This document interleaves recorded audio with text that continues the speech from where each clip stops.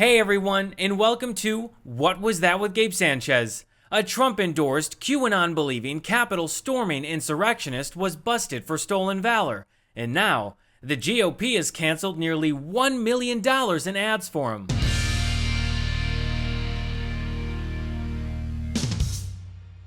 For those of you who may not know about J.R. Majewski, he's a Trump-endorsed Republican candidate running for Ohio's 9th Congressional District. And to get a better idea of who he is, here's a clip from his campaign video. And if I gotta kick down doors, well, that's just what patriots do. When I'm elected, I won't bow to establishment pawns or power-hungry radicals. I will hold my own and demand that once again, America stands independent and strong like the country that I fought for. Honestly, this looks like every other Republican campaign video nowadays. I mean, forget proposing actual policies to help people in this country. Just promote political violence with guns and boom, you're qualified to hold office. And at his core, Majewski is a QAnon believer who has repeatedly promoted QAnon conspiracies on social media and in interviews. I believe in everything that's been put out from Q. And wouldn't you know it, Majewski also stormed the Capitol on January 6th. He even claimed to have helped organize and arrange travel for others to get to the insurrection. But least impressively, Majewski is also an aspiring rapper. And I use the term rapper very loosely. Provided we fall, we need to finish the wall. They want to raise all our taxes, we done with them all. Okay, I think you get the point. Let's move on. Now, some of you may remember Majewski as the guy who painted his entire yard as a giant Trump banner back in July 2020. This 19,000 square foot banner took 120 gallons of biodegradable paint to create. Initially, Majewski intended to create a National League of Families POW MIA flag before deciding it would require too much black. But something tells me he's not the biggest fan of that color. He then followed it up in September 2021 with a giant mural of Donald Trump. And they say they're not in a cult. But Majewski's MAGA obsession actually started back in July 2019.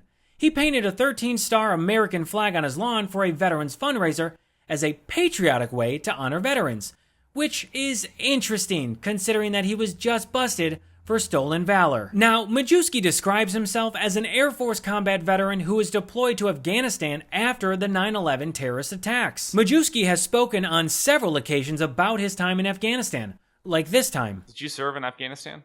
Yes, I did. How many tours? One. What year were you there? What years?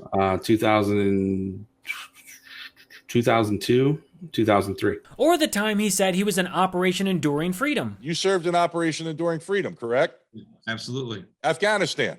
Yes, sir. Or the time he talked about missing his grandmother's funeral because he was in Afghanistan. Probably is I lost my grandmother when I was in Afghanistan, and I didn't get to see her funeral. Now, despite Majewski's stories of serving, the Associated Press obtained his military documents, and they paint a very different picture. They indicate Majewski never deployed to Afghanistan, but instead completed a 6-month stint helping to load planes at an airbase in Qatar, a longtime U.S. ally that is a safe distance from the fighting. And just for perspective, Qatar is over 1,000 miles away from Afghanistan. Among the military documents obtained by the AP was Majewski's DD Form 214, which is a certificate of release or discharge from active duty. It literally says during his nearly 4 years of active service, Majewski served 0 years, 0 months, and 0 days of foreign service. So after the AP story came out, Majewski held a press conference to explain his side of the story. We show one deployment